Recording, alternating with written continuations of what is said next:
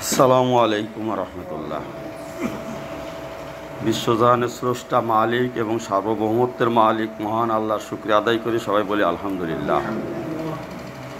মানবতার মুক্তিদূত, সর্বশেষ সর্বশ্রেষ্ঠ রাসূল, আমাদের জন্য অনুসরণীয় আদর্শ মোহাম্মদ সাল্লাল্লাহু আলাইহি সাল্লামের প্রতি সবাই একবার দুরূদ শরীফ পড়ে নিই।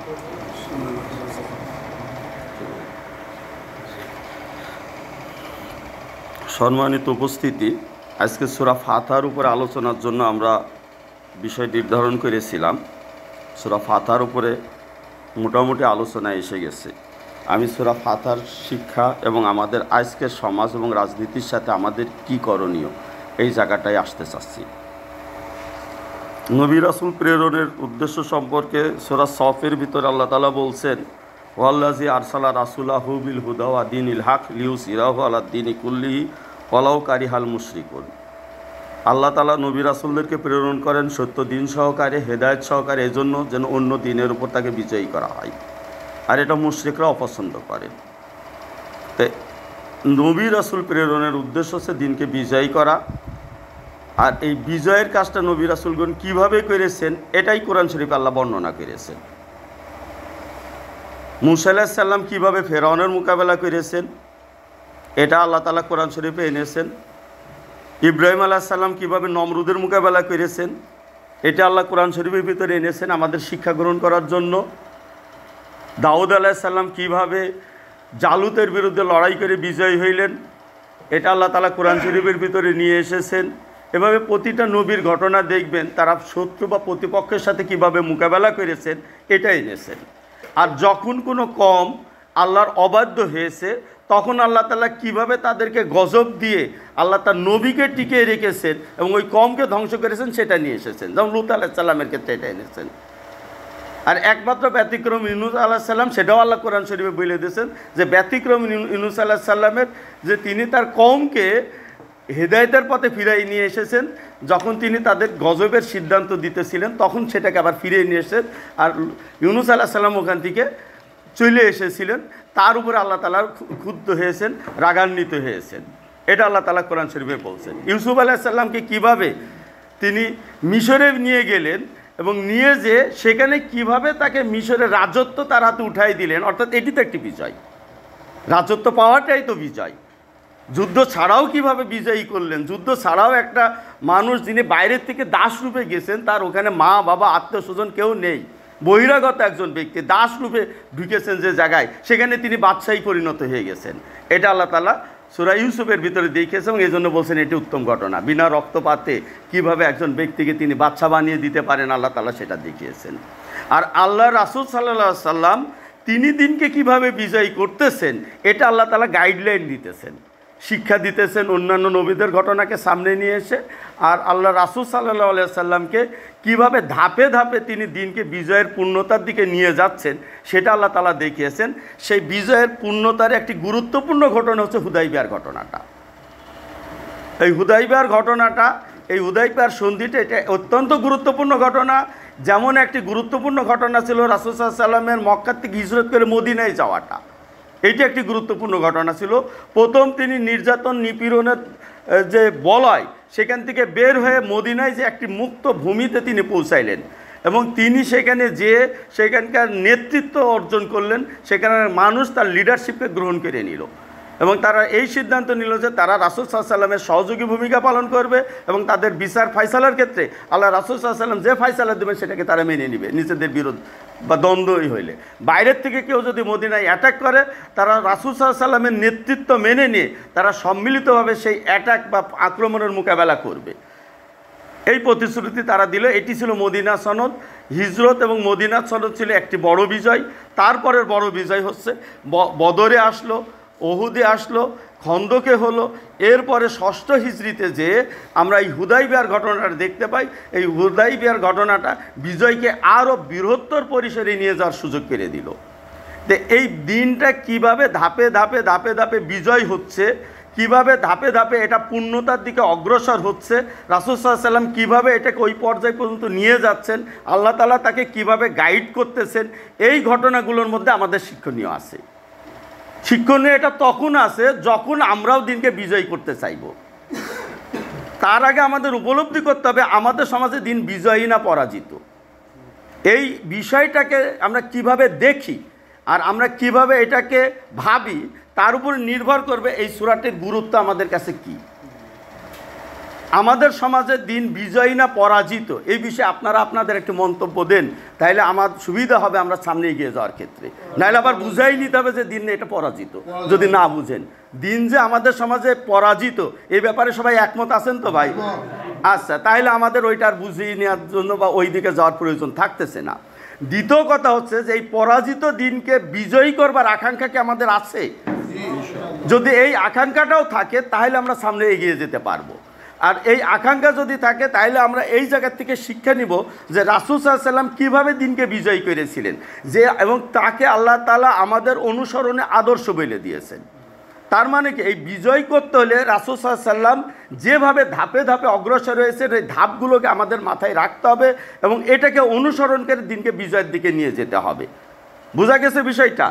আর এই কারণেই রাসূল সাল্লাল্লাহু আলাইহি ওয়াসাল্লাম আমাদের কাছে অনুসরণীয়, যে আমরা তাকে অনুসরণ করে ওই পথগুলোকে অতিক্রম করে দিনকে কিভাবে পূর্ণতার দিকে নিয়ে যাব। ভাই একটি চমৎকার কথা বলছেন যে নানান পদ্ধতিতে চেষ্টা হয়, কিন্তু এই সকল চেষ্টা কাজ করবে না। মূলত কাজ করবে যখন আমরা রাসূল সাল্লাল্লাহু আলাইহি ওয়াসাল্লামকে অনুসরণ করব এবং কোরআনে যে গাইডলাইন দেওয়া আছে সেটাকে মেনে নিয়ে যখন বিজয়ের রাস্তায় আমরা পা বাড়াবো, তখন দেখবেন আল্লাহর সাহায্য আমাদের সাথে যুক্ত হবে এবং আমরা তখন ইনশাআল্লাহ সেই বিজয়ের লক্ষ্যে আমরা পৌঁছাতে সক্ষম হব। কিন্তু ওই পথটাকে যদি আমরা পাশ কাটায় রাখি, মনে করি এটি কঠিন পথ, এটা অসম্ভব পথ, এই ধরনের ধারণা রাখি আমরা, তাহলে কিন্তু আমাদের পক্ষে দিন বিজয় করা সম্ভব হবে না। কারণ দিনের যারা শত্রু, যার সাথে আপনি লড়াই করতেছেন, আপনি যদি তারই গাইডলাইন মেনে তার সাথে লড়াই করতে থাকেন, তাহলে কি আপনি তার সাথে বিজয় হইতে পারবেন? যার সাথে আপনি লড়াই করবেন সে কি আপনাকে এমন গাইডলাইন দিবে যে গাইডলাইনের উপরে যে আপনি তার উপরে বিজয়ী হয়ে উঠবেন? সে তো এই গাইডলাইনটা আপনাকে দিবেন না। ব্রিটিশরা এসে এই জায়গায় আমাদের শিক্ষা ব্যবস্থা দিয়ে গেছে, বিচার ব্যবস্থা দিয়ে গেছে, অর্থনৈতিক ব্যবস্থা, শাসন কাঠামোর নিয়মকানুন সব দিয়ে গেছে। লর্ড ম্যাকলে 1835 সালে এটা কমপ্লিট করে দিয়ে গেছে। তো যাওয়ার পরে তখন ব্রিটেনে যে যখন পৌঁছাই তখন তাকে জিজ্ঞেস করে ব্রিটেনের লোকজনেরা যে আপনি যে ওখানে যে সিস্টেম দিয়ে আসলেন, তো এটা তো তখন ব্রিটিশদের দখলের অংশ এবং তারা বলে ব্রিটেনেরই অংশ। তো আমাদের ব্রিটেনে এক ধরনের শিক্ষা, এক ধরনের বিচার কাঠামো, এক ধরনের অর্থনৈতিক কাঠামো, প্রশাসনিক কাঠামো এক রকমের, আর আপনি ওই জায়গায় ভিন্ন আর এক রকম দিয়ে আসলেন কেন? কারণ উনিও আবার ব্রিটেনের সিস্টেমটা ওনারই দেওয়া, তা আপনি এখানে একরকম দিলেন, ওখানে আর এক রকম দিয়ে আসলেন কেন? তখন সে উত্তর দিয়েছে যে আমরা হচ্ছে শাসকের জাত, আমরা শাসন করব, আমাদের পদ্ধতি, প্রক্রিয়া, শিক্ষা এগুলো একরকম থাকবে, আর আমরা তো ওদের উপরে শাসন করব, ওদেরকে গোলাম বানিয়ে রেখে এসেছি, ওরা আমাদের গোলামি করবে। তো গোলামি করার জন্য যে শিক্ষা, যে সিস্টেম, সেটা ওখানে দিয়ে এসেছি। তাহলে শাসন করার সিস্টেম একটা, গোলামি করার সিস্টেম একটা, তাহলে দুটো দুরকম সিস্টেম না? তাইলে আমাদের এই দেশে আমরা তো বলি আমরা স্বাধীন হয়েছি, 47-এ স্বাধীন হয়েছি, 71-এ স্বাধীন হয়েছি, 24-এও স্বাধীন হলাম, আমরা অনেকবার স্বাধীন হলাম আমরা, কিন্তু এতবার স্বাধীন হয়েও আমরা কি স্বাধীনতাটা পেয়েছি আদতে? আর যেই গুলামির জন্য যে সিস্টেম সে দিয়ে গেল আমাদের, সেই সিস্টেমটাকে এখনো রেখে দিছি না, ওটা বিদায় করেছি। তো ওই গুলামির সিস্টেমটাকে চালু রেখে আমরা স্বাধীনতার স্বাদ কীভাবে পাবো বলেন? এই জন্য এইসব সিস্টেমের মধ্যে থেকে বের হয়ে আসতে হলে আমাদেরকে নবী রাসূলের পথ অনুসরণ করতে হবে। আর আমাদের জন্য অনুসরণীয় হচ্ছে আল্লাহ রাসূল সাল্লাল্লাহু আলাইহি সাল্লাম, মুহাম্মদ সাল্লাল্লাহু আলাইহি সাল্লাম। ঠিক আছে বিষয়টা? যে ওনাকে যখন আমরা অনুসরণে আনতে পারবো তখন আমরা এখান থেকে বের হইতে পারবো। যেমনটি ওনার অনুসরণের মধ্য দিয়ে ওই সময় সাহাবাই কেরাম ওই সমাজকে বের করে এনেছিলেন। পারস্য এবং রোমের মতো প্রচণ্ড প্রতাপশালী শাসন, দুটো পরাশক্তিকে ওখানে শুধু পরাজিত নয়, তা বিলুপ্ত করা হয়েছিল। তারা এমনভাবে অস্তিত্ব হারিয়েছে আর ফিরে আসতে পারবে না, আল্লাহ রাসূল সাল্লাল্লাহু আলাইহি সাল্লাম বলে দিয়েছেন। আসে নাই আর। ওই যে ভূখণ্ডগুলো বিজয় হয়েছে সেই ভূখণ্ডে আর কোনো দিন রোম আর পারস্যের সেই পুরনো শাসন আর ফেরত আসতে পারেনি ওখানে। তো এই যে বিজয় এবং মানুষ যেখানেই তারা গেছেন সেখানকার ধর্ম, সেখানকার সংস্কৃতি, সেখানকার শাসন, অর্থনীতি সব কিছুর পরিবর্তন ঘটে গেছে। তো সেই প্রক্রিয়ার ভিতরে যদি আমরা না ঢুকি তাহলে সেটা আমাদের অর্জন করা সম্ভব নয়। তাইলে আমাদের ভিতরে যদি দিনকে বিজয়ের আকাঙ্ক্ষা থাকে তাহলে আমাদেরকে এটা মেনে নিতে হবে যে আল্লাহ রাসূল সাল্লাল্লাহু আলাইহি ওয়াসাল্লাম যেটা করে গেছেন আমাদেরকে সেই পদ্ধতিটা অবলম্বন করতে হবে। আর এইটা যখন আমি অনুসরণ করতে চাইবো কাকে, তাহলে তিনি কি করেছেন এটা আমার জানতে হবে। আর আমার সমাজ আমি কিভাবে অনুসরণ করব, আমার সমাজটাকেও জানতে হবে, আমার সমাজের রাজনীতিটাও জানতে হবে। তাহলে এই জায়গায় আল্লাহ তাআলা সেই বিজয়ের একটি সুসংবাদ দিতেছেন, এই যে আল্লাহ তাআলা বলছেন ইন্না ফাতাহনা লাকা ফাতাহান মুবিনা, অর্থাৎ সুস্পষ্ট বিজয়। অথচ সাহাবায়ে কেরাম তখন মনে করতেছেন যে তারা পরাজিত হচ্ছেন, তারা মনে করছেন তারা নতি স্বীকার করছেন মক্কার কুরাইশদের কাছে, কিন্তু আল্লাহ তাআলা বলে দিচ্ছেন যে এটা বিজয়।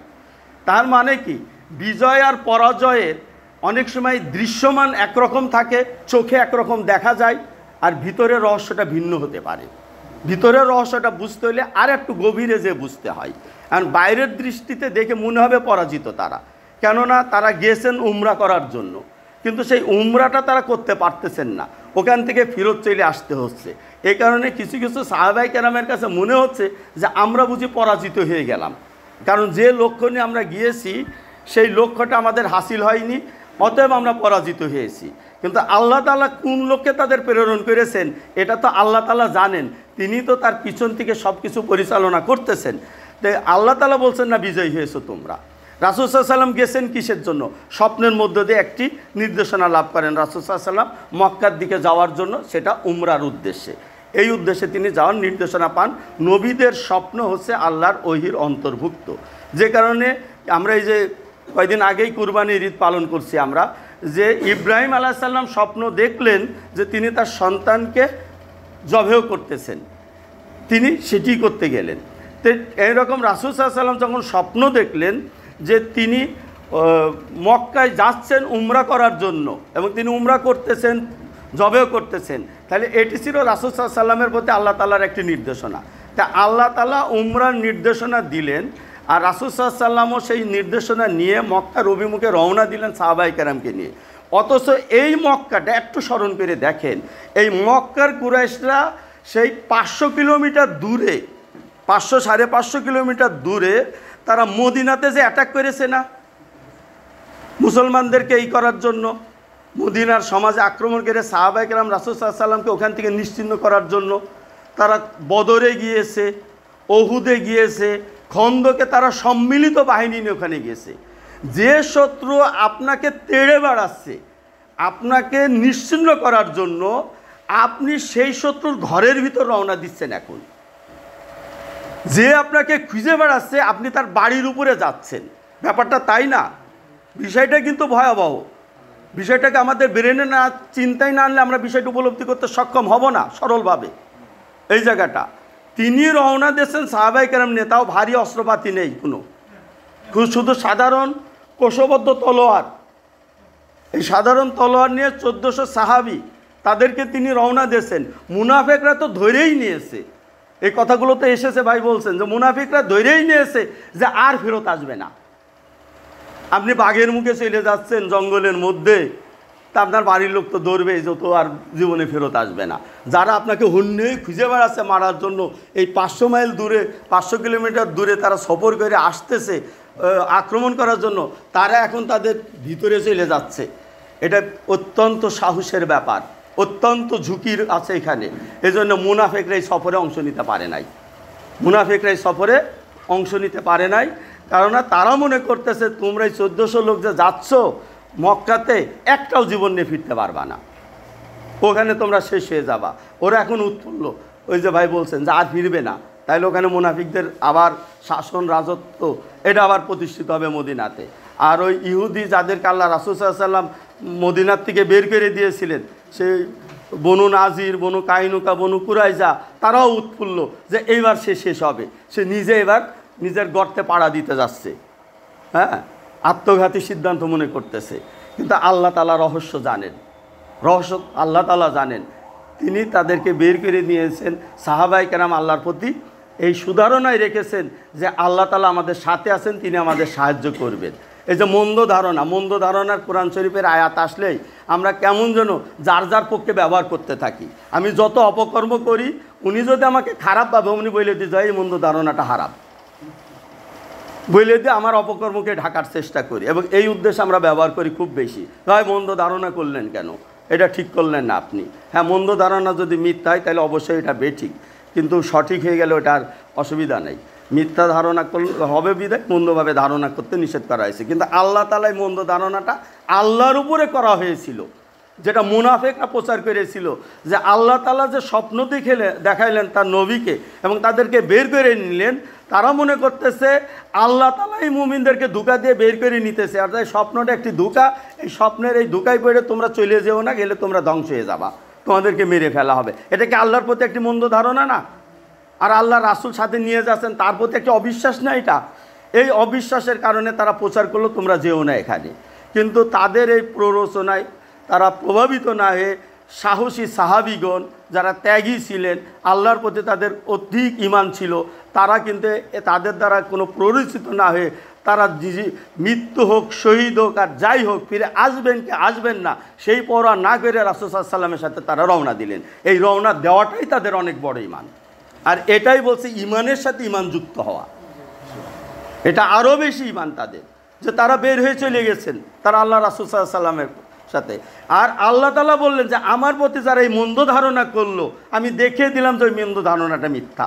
অর্থাৎ আমার জন্য আসমান এবং জমিনের সব কিছু আল্লাহ বলছেন এরা আমার সৈনিক, এরা আমার বাহিনী, আমার আলাদা করে কোনো বাহিনী তৈরি করা লাগে না। তিনি কোনো বাহিনী ছাড়াই, এই বাহিনী অদৃশ্য একটি বাহিনী, প্রত্যক্ষ যুদ্ধ দরকার নেই, আল্লাহর কলা কৌশলী একটি বাহিনীর মতো, আল্লাহ তাআলার কলা কৌশলী একটি বাহিনীর মতো। তিনি এই যে কৌশলে বের করে নিয়ে আসলেন, দেখেন কোনো রক্তপাত ছাড়া, কোনো মৃত্যুর ঘটনা ছাড়া, একেবারেই বিনা রক্তপাতে আল্লাহ কীভাবে তাদের বিজয়ী করে আবার ফেরত নিয়ে চলে আসলেন। এটি ছিল অনেক বড় অর্জন, এই হুদাইবিয়ার এই সন্ধিটা। তিনি যখন ওখানে পৌঁছাইলেন, হুদাইবিয়ার প্রান্তরে পৌঁছাইলেন। এখন হুদাইবিয়া হচ্ছে আপনার মক্কার থেকে, বিশেষ করে কাবা ঘরের থেকে 22 কিলোমিটার দূরে, 22 কিলোমিটার দূরে ওনারা পৌঁছাইছেন। এখন তো ওনারা মক্কায় প্রবেশ করবেন। এখন প্রবেশ করবার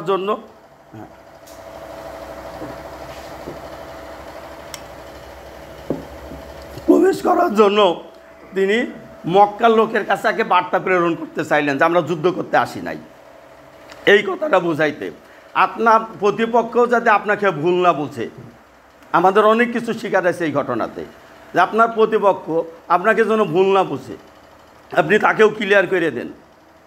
সে মনে করবে মক্কা দখল করতে আসতেছে কিনা, তাহলে তো আরও বেশি প্রতিরোধ দাঁড় করাবে। তিনি উসমান রাদিয়াল্লাহু দিয়ে প্রস্তাব জানাই দিলেন যে আমরা যুদ্ধ করতে আসি নাই, আমরা উমরা করব, কাবাঘর তওয়াফ করব এবং তারপর আমরা চলে যাব। অতএব তোমাদের এখানে ভয়ের কিছু নেই, আমরা কোনো আক্রমণ করতে আসিনি, কাবাঘর দখল করতে আসিনি, মক্কা দখল করতে আসিনি, আমরা যুদ্ধ করতে আসিনি। কিন্তু নিরস্ত্র কিন্তু তারা হন নাই, অস্ত্র কিন্তু সাথে রয়েছে, কিন্তু অস্ত্রের সাথে থাকতে হবে। তারা এই বার্তাটা পাঠাইলেন, উমর রাদিয়াল্লাহুকে পাঠাইতে চাইলেন।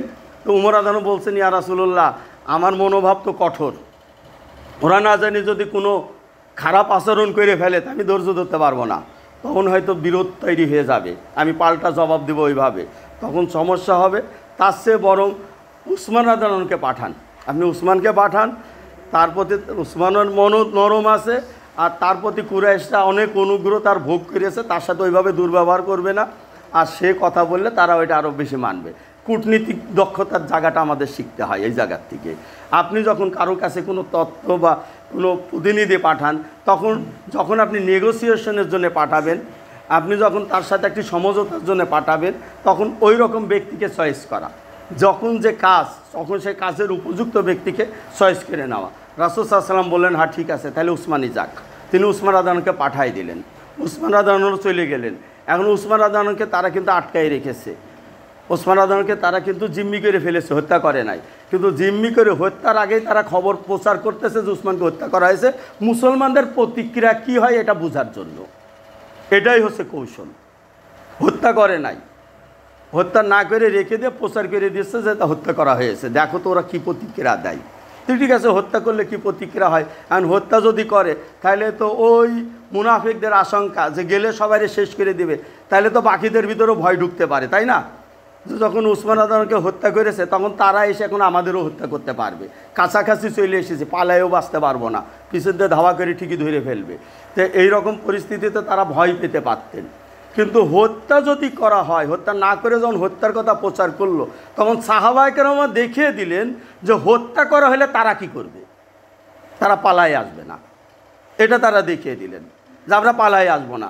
যদি তাকে হত্যা করা হয় তাহলে আমরা এই হত্যার প্রতিশোধ না নিয়ে ঘরে ফিরবো না। অর্থাৎ আমরা দুর্বল নই, নিজেদেরকে দুর্বল মনে করতেছেন না তারা। তারা আল্লাহর সাহায্যের উপরে ভরসা রাখছেন। মক্কার উপকণ্ঠে দাঁড়িয়েই মক্কার কাছ থেকে উসমান রাদিয়াল্লাহু হত্যার প্রতিশোধ নেবে তারা। তার মানে এটি যুদ্ধের ঘোষণা, এটা একটি যুদ্ধের ঘোষণা।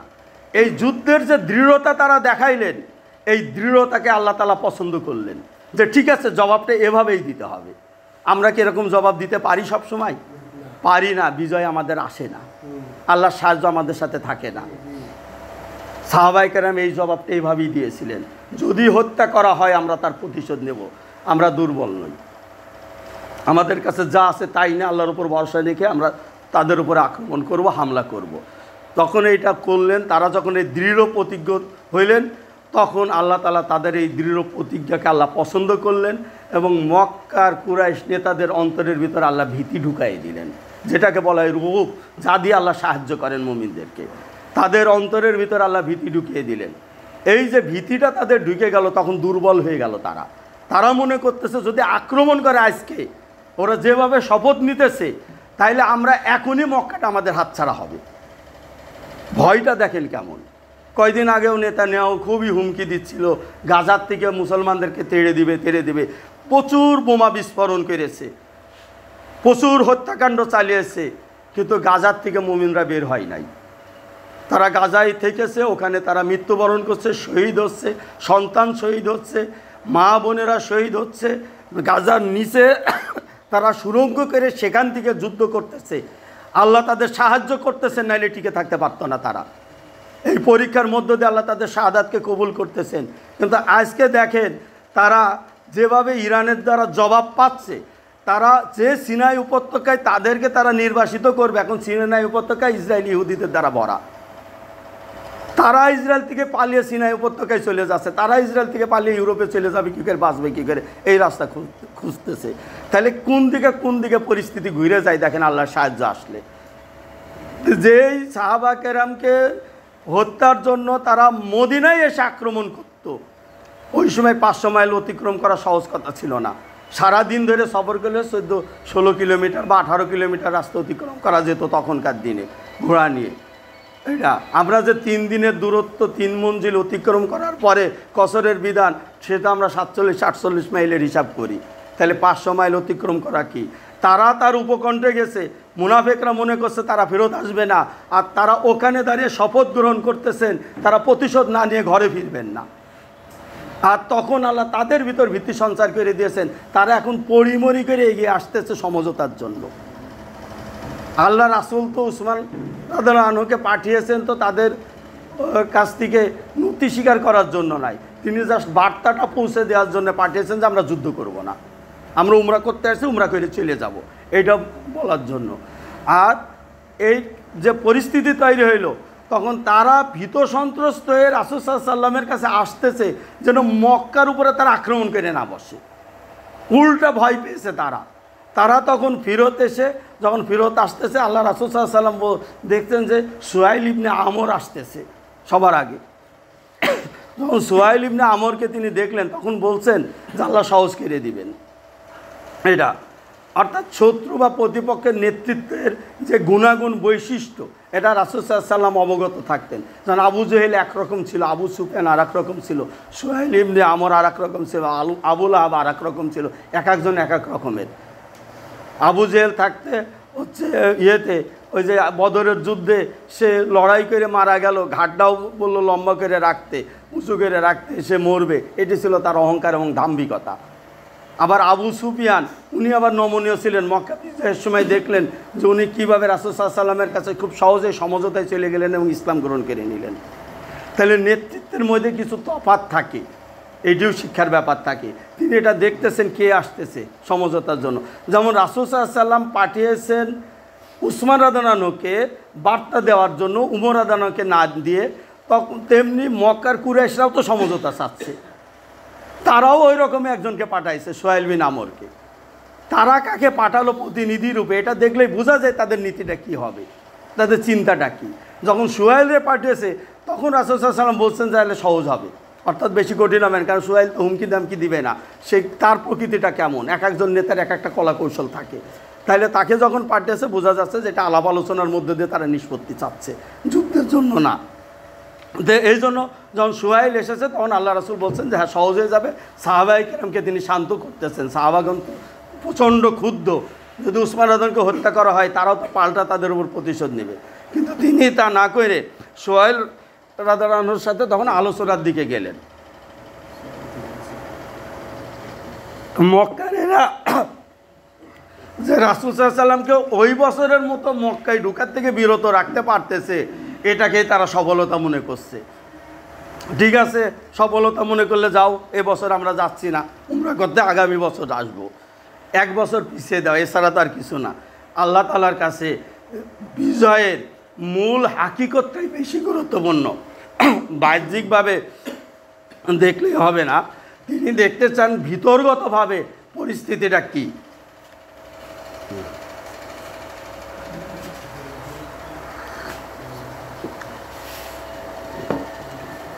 তো রাসূল সাল্লাল্লাহু আলাইহি ওয়াসাল্লাম তখন মেনে নিলেন, ঠিক আছে এক বছর পরে তারা আর একটি শর্ত দিয়েছিল ওই সময়, যেটা রাসূল সাল্লাল্লাহু আলাইহি ওয়াসাল্লাম মানেন নাই। সাহাবায়ে কেরাম মক্কায় যে উমরা করবেন, কিন্তু অস্ত্র রেখে মক্কায় ঢুকতে হবে, এখানেও আমাদের শিখার আছে। তিনি কিন্তু অস্ত্র রেখে মক্কায় ঢুকেন নাই, ওই বছরে ওই সফরেই তিনি উমরা করে আসতে পারতেন, কিন্তু অস্ত্র রেখে যেতে হবে। কিন্তু এইটা তিনি মানেন নাই, যে না নিরস্ত্রভাবে তারা মক্কার ভিতরে প্রবেশ করবেন না, এতে তারা প্রতিশ্রুতি রক্ষা না করে তাদেরকে হত্যা করতে পারে। মক্কার ভিতরে নিরস্ত্র তাহলে তো প্রতিরোধ তৈরি করতে পারবেন না, এরকম ধোঁকায় দেখেন আমরা পড়ে থাকি। এই ধোঁকাটা আমাদের শিখার আছে। ব্রিটিশদের এখানে যখন এদেশের মানুষ যুদ্ধ করত, বিদ্রোহ করত, লড়াই করত, তখন এখানে উপনিবেশিক সময়ে তাদের দখলদারিত্বের সময়ে তারা এই আইন করেছে মানুষ অস্ত্র রাখতে পারবে না। কেননা যদি দুঃখিত আপনারা কিছু মনে করেন, একটু সমস্যা হচ্ছে ঠান্ডার জন্য, যদি দাঁড়াই থাকলে আমার ভালো লাগতেছে, সবাইকে দেখতে পাচ্ছি। তো যদি অস্ত্র থাকলে, যেহেতু তারা বিদ্রোহ করে, ওরা আইন করলো কি এদেশের সাধারণ মানুষ কোনো অস্ত্র হাতে রাখতে পারবে না। হাজী শরীয়তুল্লাহ তিতুমির তারা তো যুদ্ধ করেছেন, তাই না? এটা বন্ধ করার জন্য 1861 সালে সিপাহী বিদ্রোহের পরে। কিন্তু তাদের দেশে কিন্তু অস্ত্র অবৈধ না। আমেরিকাতে দেখেন সাধারণ মানুষ, নাগরিকরা তারা অস্ত্র নিয়ে থাকে, অস্ত্র তাদের কাছে বৈধ, সহজে তাদের হাতে অস্ত্র দিয়ে দেয়, কিন্তু আমাদের এখানে রাখে না, কারণ নিরস্ত্র থাকলে জনগণকে দমন করা যায় ভালো। আমাদের দেশে আজকে আওয়াজ উঠতেছে না যে সাধারণ মানুষকে সবাইকে যুদ্ধের প্রশিক্ষণ দিয়ে দিতে হবে, কারণ ভারতের মতো রাষ্ট্রের কাছে যদি আমরা হুমকির মুখে পড়ি, হুমকিতে তো থাকি সবসময়, হুমকি দামকি দেয় তারা, আমাদের সাথে শত্রুতা করে তারা, তাদের কাছে যদি আমরা যুদ্ধের মুখোমুখি হই, তা আমাদের এই ছোটো সেনাবাহিনী আর এই পুলিশ বাহিনী যদি আন্তরিকভাবেও যুদ্ধ করে, তবুও তো মোকাবেলা করার জন্য তাদের কঠিন। সাধারণ মানুষের মধ্যে প্রশিক্ষণ দরকার আছে, কিন্তু তারা কিন্তু এই নীতিতে এখনও যেতে পারে নাই, অনেক বাধার কারণে তারা যাচ্ছে না। আমরা চাই এই জায়গায় যেন তারা যায়, মানুষকে যেন প্রশিক্ষণ দেয়, অস্ত্র রাখার সুযোগ দেয়। সীমান্ত এলাকায় তারা বিএসএফ যখন জোর করে মানুষ ঢুকাই দেয়, এদেশের মানুষ দেখেন যে দাও কাস্তি নিয়ে তারা প্রতিরোধ করে। যদি অস্ত্র থাকতো তাহলে যেভাবে প্রতিরোধ করতো, তারা চিন্তাও করতে পারতো না বাংলাদেশ সীমান্তের দিকে চোখ উঠাই তাকাবে, এটা করতে পারতো না। এই অধিকারটা কেড়ে নিতে চাই তারা। কোরআন শরীফে আল্লাহ বলে দিয়েছেন, মুশরিক কাফেররা চাই তোমরা অস্ত্রের ব্যাপারে উদাসীন থাকো, অথচ এটা খুবই অপরিহার্য। যে রাসূল সাল্লাল্লাহু আলাইহি ওয়াসাল্লাম উমরা করার জন্য রওনা দিয়েছেন, এত বড় একটি কাজ তিনি অস্ত্র রেখে করে আসতে পারতেন, কিন্তু তিনি তা করেন নাই। তিনি অস্ত্র ছেড়ে দেওয়ার কথাটাকে গ্রহণ করেন নাই। যেমন আমাদের স্পেনে হত্যা করেছেন এপ্রিল ফুল, ধোঁকা দিয়ে হত্যা করেছে। তো এখনও তারা বলে গাজার হামাসরা যদি অস্ত্র ত্যাগ করে তাহলে তারা যুদ্ধ বন্ধ করবে। হামাস মেনে নিয়েছে, অস্ত্র ত্যাগ করাটা তারা মেনে নেয়নি, এটা মেনে নেয়নি। হ্যাঁ, অস্ত্র আছে, শান্তি চুক্তি হতে পারে, অনাক্রমণ হইতে পারে, যুদ্ধবিরতি হইতে পারে, কিন্তু অস্ত্র ছেড়ে দেওয়া হইতে পারে না।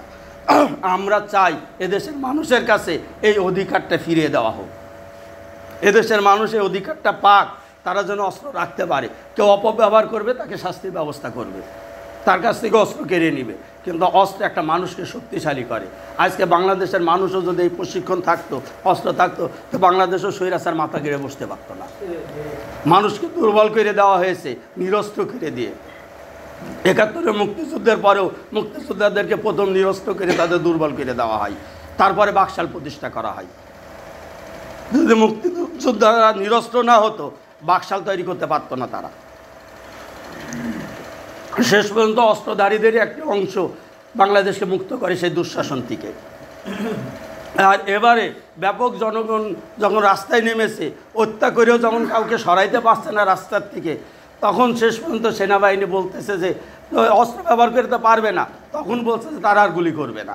যদি গুলি করলে মানুষ পালাইতো, তাইলে কিন্তু তারা আর পালাইতো না, মানুষই পালাই চলে আসতো। আপনি যখন পালান, তা আপনার শত্রু আবার পালাই নাকি? তখন সে তো আরও দখল করে। এই হচ্ছে বিষয়। তো এই জিনিসগুলোর ভিতরে আমাদের শিক্ষণীয় আছে। রাসূল সাল্লাল্লাহু আলাইহি ওয়াসাল্লাম তা ছাড়েন নাই। তারপরে চুক্তি হলো যে মক্কার লোকেরা যদি পালায় মদিনায় আসে তাকে ফেরত দিতে হবে, কিন্তু মদিনার লোক মক্কায় চলে গেলে তাকে ফেরত দিবে না, কোনো সমস্যা নাই। দেখতে খারাপ মনে হচ্ছে কথাটা, কিন্তু মক্কার লোক মদিনায় আসবে না, দুনিয়ার অন্য কোনো জায়গাতে আছে সেখানে যেতে পারবে, সমস্যা কি? আর মদিনার কোনো লোক আল্লাহ রাসূল সাল্লাল্লাহু আলাইহি ওয়াসাল্লামের কাছ থেকে যদি কেউ না শুনে, অনুমতি না নিয়ে মক্কায় ফেরত আসে, সে তো একটা মুনাফিকই হবে, তাহলে সে চলে যাক। এই জন্য আল্লাহ রাসূল সাল্লাল্লাহু আলাইহি ওয়াসাল্লাম চুক্তির বাহ্যিক ভাষার থেকে, আমি কথা সংক্ষেপ করি, চুক্তির বাহ্যিক ভাষার থেকে তারা অন্তর্নিহিত জায়গাটা বেশি গুরুত্ব দিয়েছেন। আর দিনের এই যে বাহ্যিক আমরা যে ইবাদতগুলো করে থাকি, এর থেকে দিনকে বিজয়ী করার জায়গাটাকে তারা বেশি গুরুত্ব দিয়েছেন। যদি উমরা করাটাকেই বেশি গুরুত্ব দিতেন, তাহলে তারা নিরস্ত্র হয়ে উমরা করতে চলে যেতেন, ফেরত আসতেন না। কিন্তু অস্ত্র রেখে দেওয়াটাকে উমরার থেকে গুরুত্বপূর্ণ মনে করেছেন। এই জায়গাগুলোর থেকে আমাদের শিখতে হবে। ওখানে ওই বছর উমরা না করে ফেরত আসবেন তারা, পরের বছর তারা উমরা করতে যাবেন, কিন্তু তখন নিরস্ত্র হইতে হবে না। ঠিক আছে, তাহলে পরের বছর যাব, এবার দরকার নাই। এরপরে একটি পক্ষ হিসাবে আরও স্বীকৃতি নিলেন কি, তারা মদিনায় আর অ্যাটাক করবে না। 10 বছর পর্যন্ত তারা মদিনায় কোনো আক্রমণ করতে আসবে না। এটাকে মদিনাকে তাদের হাত থেকে নিরাপদ করলো না। এই প্রতিশ্রুতি আদায়কে একটি বড় ধরনের অর্জন নয়, এটা বড় ধরনের অর্জন। এরপরে আরও হলো কিছুখানে চুক্তিতে যে মুসলমানগণ নিশ্চিতে বিভিন্ন কওমের সাথে, সম্প্রদায়ের সাথে যোগাযোগ করবে। যে কোনো কওম চাইলে রাসূল সাল্লাল্লাহু আলাইহি ওয়াসাল্লামের সাথে বন্ধুত্বপূর্ণ চুক্তি করতে পারবেন, মিত্রতা চুক্তি বলা হয় যেটাকে। আর চাইলে মক্কার লোকের সাথেও করতে পারবে, অন্য কোনো কম। তো এই যে কোনো পক্ষের সাথে যোগাযোগ করা এবং তাদেরকে চুক্তিবদ্ধ করার যে সুযোগ, এটা কিন্তু মুসলমানদেরকে শক্তিশালী করেছিল। আর মক্কার কুরাইশদের থেকে যখন তিনি নিরাপত্তার প্রতিশ্রুতি পেলেন, তখন তিনি মদিনায় এসে ওই খাইবারে অভিযান করতে গেলেন। কারণ ওদের সাথে তো চুক্তি হয়েছে, কিন্তু খাইবারের সাথে তো ওরা তখন শয়তানি করতেছে। তিনি একটাকে থামাই দিয়ে আর একটার সাথে লড়াই করলেন। আমাদের সমাজে অনেকে যে কোনো চুক্তিকে অপছন্দ করে। আসলে চুক্তি করা বা না করা নয়, আপনি চুক্তি করছেন কোন বিষয়ের উপরে এবং তার দ্বারা আপনি বেনিফিটেড হচ্ছেন না আপনার শত্রু বেনিফিটেড হচ্ছে, এটা হচ্ছে গুরুত্বপূর্ণ বিষয়।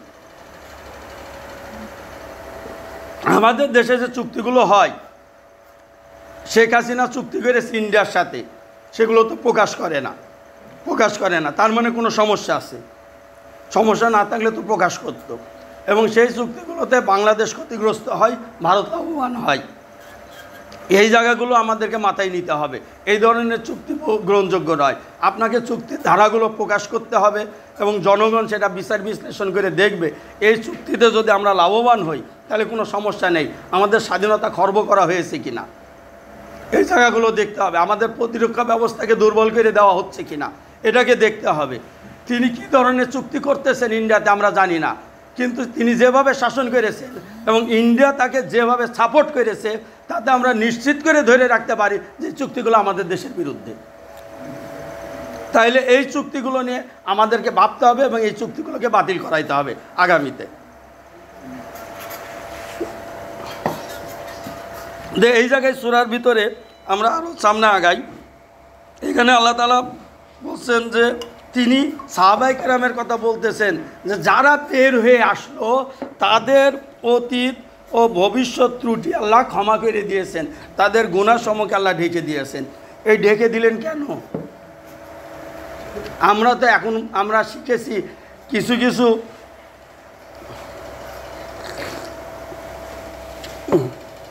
কিছু কিছু দোয়া শুধু মৌখিকভাবে পাঠ করলেই সব কিছু ক্ষমা হয়ে যায়। বিষয়টা তা নয়। আমরা যে দোয়াগুলো পাঠ করলে ক্ষমা হয়, সেই দোয়াগুলোর দিকে আপনারা একটু লক্ষ্য করবেন তার ভাষাটা কি। এই যে এখানে মুনাফিকরা বলতেছে তারা অরক্ষিত পরিবার নিয়ে ব্যস্ত, আল্লাহ বলছেন তাদের মুখের কথার অন্তরের অবস্থা এক নয়। আপনি যখন বলতেছেন একটি দোয়া যে লা হাওলা ওয়ালা কুওয়াতা ইল্লা বিল্লাহিল আলিয়্যিল আযীম, আর মুখে বলতেছেন ভারতের শক্তির সাথে আমি পারবো না মোকাবেলা করতে গেলে, তাহলে কার শক্তিতে বিশ্বাস করলেন? আল্লাহর শক্তি না ভারতের শক্তি? তাইলে আপনি যে দোয়া পড়ে সমস্ত গুনাহ মাফ করিয়ে নিতেছেন, সেই দোয়ার সাথে আপনার অন্তরের সংযোগ আছে কি না? আপনার বুঝ জ্ঞান ওর সাথে এক জায়গায় আছে কি না? আপনি মুখে লা হাওলা ওয়ালা কুওয়াতা বলে আপনি আল্লাহর কাছে ক্ষমা আদায় করছেন, অথচ আপনি মুখে বলতেছেন যে ভারতের শক্তির সাথে আমি পারবো না। সাহাবায়ে কেরাম এমন করেছেন? তারা তো নিজেদেরকে পারবো না বলেন নাই। যখন শহর গুহার ভিতরে আল্লাহ রাসূল সাল্লাল্লাহু আলাইহি ওয়াসাল্লাম থেকেছেন, আবু বকর রাদিয়াল্লাহু সহ যখন মনে করা হচ্ছে যে তারা দুইজন হয়তো পারবেন না, আল্লাহ রাসূল বলছেন আমরা তিনজন। আল্লাহ রাসূল বলছেন আমরা তিনজন। তো এই যে বিশ্বাসটা যা আল্লাহ যথেষ্ট। আল্লাহ রাসূলের ওই যে একটি অভিযানে গাছের নিচে ঘুমাইছিলেন, বুকের উপরে উঠে একজন বুকের উপরে ছুরি চেপে ধরেছে, রাসূল সাল্লাল্লাহু আলাইহি ওয়াসাল্লামের ঘুম ভেঙে গেছে। তখন সে বলতেছে যে মুহাম্মদ তোমাকে কে বাঁচাবে? পাশে কেউ নাই, কিন্তু ওনার নিজের হাতে কোনো অস্ত্র নেই, অস্ত্রটা গাছের ডালে লাগানো। সাহাবাগণ একটু দূরে বিশ্রাম নিতেছেন আর উনি আর একটি গাছের নিচে একাকী রয়েছেন। ওনার ঘুম ভেঙেছে, তার বুকের উপর উঠে বসেছে একজন, তার হাতে ছুরি যেটা তার বুকের সাথে লাগানো। চিন্তা করে দেখেন তো এরকম অবস্থায় আপনার কি মনে হবে? কি মনে হবে? তিনি নির্ভাব নাই, নিঃসংকোচে কোনো ধরনের ভয়ভীতি ছাড়াই তিনি তার জবাব দিচ্ছেন। আমার বলছে তোমার কে বাঁচাবে? বলছে আল্লাহ। একদম স্পষ্ট উত্তর দিতেছেন কোনো ভীতি ছাড়া। কেউ আপনাকে ভয় দেখাইতে চাইলে যদি দেখে আপনি ভয় পাচ্ছেন, তখন তার সাহসটা বেড়ে যায়। আর কেউ ভয় দেখাইতে চাইলে যখন দেখে আপনি ভীত হচ্ছেন না তার ভয় দেখানোতে, তখন তার ভিতর ভয় ঢুকে। এটা সূত্র আপনিও দেখবেন। তো তখন রাসূল সাল্লাল্লাহু আলাইহি ওয়াসাল্লাম যখন বলছেন আল্লাহ, তখন আল্লাহ ওর ভিতরে এবার ভয় ঢুকিয়ে দিয়েছেন। আগে আপনার সাহসটা আপনি দেখান, তারপরে রূপটা আল্লাহ ওর ভিতর দিবেন। আপনার জায়গায় যদি আপনি আগেই আপনি ভীত হয়ে যান, তাহলে সে তো আর আপনাকে ভয় পাবে না। আপনি সাহসের উপরে থাকেন। এইবার তার হাত কাঁপা শুরু করে দিয়েছে, হাতের থেকে ছুরিটা পাশে পড়ে গেছে। তখন রাসূল সাল্লাল্লাহু আলাইহি ওয়াসাল্লাম ছুরিটা হাতে নিয়ে বলছে তোমারে কি বাঁচাবে? এবার তুমি বলো। তখন কিন্তু সে আর উত্তর দেয় না। রাসূল সাল্লাল্লাহু আলাইহি ওয়াসাল্লাম বললেন যাও ক্ষমা করলাম, ক্ষমা করলাম। পরে ইসলাম গ্রহণ করেছে সে ব্যক্তি এই জায়গায়, এই ঘটনার থেকে। এই যে বিষয়টা, সাহাবায়ে কেরাম ভয় পেতেন না, তারা পাল্টা জবাব দিতেন, চোখে চোখ রেখে কথা বলতেন, তাদের মুখোমুখি দাঁড়িয়ে কথা বলতেন, মৃত্যুর পরোয়া করতেন না। আল্লাহ বিজয় দিয়েছে। আমরা যখন ওই জায়গায় যেতে পেরেছি, আল্লাহ আমাদেরও বিজয় দিয়েছে। 24-এ ওখানে গিয়েছে না বাংলাদেশের মানুষ, আল্লাহ বিজয়ী দিয়েছে, আল্লাহ বিজয়ী দিয়েছে। ওই পজিশন কখনো ছেড়ে দেওয়া যাবে না। আরও যে কোনো কুচক্রী বাংলাদেশের ক্ষমতা দখল করবে না, আবার কারোর কাঁধের উপরে ভর করে ভারত আবার বাংলাদেশের মানুষকে তার দখলে নিবে না, এটার কোনো নিশ্চয়তা নেই। তাহলে ওই অবস্থানটা যদি ধরে রাখতে আমরা না পারি, তাহলে আমাদের দেশ আবার গোলামির জিনজির আগে যাবে। আমরা গোলামির জিনজিরে এখনও আছি, কিন্তু জিনজিরটা একটুখানি শিথিল হয়েছে এই লড়াইয়ের মধ্য দিয়ে। এটাকে পূর্ণ বিজয়ের দিকে নিতে হলে ওই হিম্মত এবং সাহসকে ধরে রেখে আরও সামনে আগাইতে হবে আমাদের, তবে কি এটা অর্জন সম্ভব হবে। তো এজন্যই সাহাবায়ে কেরামকে আল্লাহ যে বলতেছেন যে তিনি তাদেরকে ক্ষমা করেছেন। কেন ক্ষমা করেছেন? এমনি এমনি ক্ষমা হয়নি। সাহাবাগণ যখন সাহস নিয়ে এসে এই রকমের প্রতিজ্ঞা এসেছেন, তখন আল্লাহ বলছেন আমি ক্ষমা করলাম। আমরা যেভাবে ক্ষমার আশা করি এটি এই রকমের নয়, এটা হচ্ছে ওই রকমের যে যখন আমাদের মনের বিশ্বাস, আমাদের কর্ম সব কিছুই আল্লাহ তাআলার পক্ষে অবস্থান নেবে এবং আর কারোর পরোয়া করবে না, তখন এই ক্ষমার প্রতিশ্রুতি আসবে। পরে আল্লাহ তো বলে দিয়েছেন তাদের ক্ষমা করবেন না, মুনাফিকদেরকে। পরে বলছেন না, এই সূরার ভিতরেই পরে আসতেছে এই কথাগুলো। এবং আল্লাহ তাআলা এই কারণে তাদের এই সাহস, তাদের এই হিম্মত এবং ত্যাগের জন্য প্রস্তুত হওয়ার কারণে আল্লাহ তাদেরকে সাহায্য করলেন এবং তাদের অন্তরে আল্লাহ প্রশান্তি দিলেন। মুমিনদের বিজয় অর্জনের পর তো একটা প্রশান্তি থাকে। এটা ছিল রাসূল সাল্লাল্লাহু আলাইহি ওয়াসাল্লাম এবং সাহাবায়ে কেরামের জন্য আল্লাহর পক্ষ থেকে একটি নিয়ামত। তাদের অন্তরে তিনি প্রশংসা করলেন, প্রশস্তি দিলেন এবং আসমান এবং জমিনের বাহিনীকে, সমস্ত বাহিনী আল্লাহ তাআলার পক্ষে আল্লাহ তাআলা জানিয়ে দিলেন। আল্লাহ তাআলার আলাদা সৈন্যবাহিনী প্রয়োজন হয়নি। আল্লাহ তাআলা তার কলা কৌশল দিয়ে এই সাহাবায়ে কেরামকে তখন বিজয়ী করলেন। এছাড়া জান্নাতের নিয়ামতের ক্ষেত্রে দেখবেন আপনারা, সেখানে নদী প্রবাহিত হওয়ার কথাটা বলতেছেন। তার মানে নদী কিন্তু আল্লাহ তাআলার পক্ষ থেকে একটি বড় নিয়ামত। বিশ্বে এটা জেনে রাখবেন, আমাদের এই দেশটাকেই বলা হয় নদীমাতৃক দেশ। এত বেশি ঘন নদী পৃথিবীর আর কোথাও নাই। তাহলে এটা কি আমাদের জন্য একটি নিয়ামত না? কিন্তু এই নিয়ামতকে সংরক্ষণ করতে তো আমরা ব্যর্থ হচ্ছি। আমাদের নদীগুলোকে হত্যা করা হচ্ছে। নদীগুলোকে বাদ দিয়ে ভারত কী করছে? আমাদের পানিগুলোকে বন্ধ করে দিতেছে। আবার এই যে বর্ষার সময় আসছে দেখবেন হুট করে পানি সাইডে আবার ডুবাই দিবে। অর্থাৎ নদী আমাদের উপরে আগ্রাসনের একটি হাতিয়ারে পরিণত হয়েছে ভারতে।